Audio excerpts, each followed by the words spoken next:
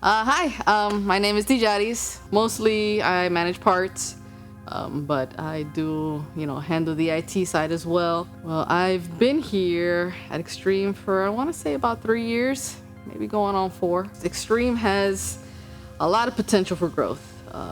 We're small in size, but we have big hearts.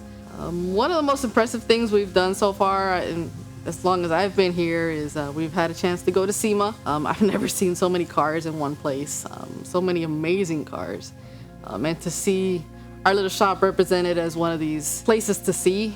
From you seeing these guys just come up to the cars and just drooling all over these cars. They love them. It's just amazing to see, and to know that you're part of that experience, that you're helping your little family shop go places is just something that's amazing.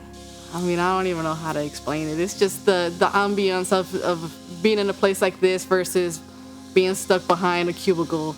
It really makes you want to be here every morning. What makes you want to get up in the morning and go to work, knowing that you're just not sitting behind a computer, just pushing numbers. You're part of something. You're helping your family, and it's a great experience.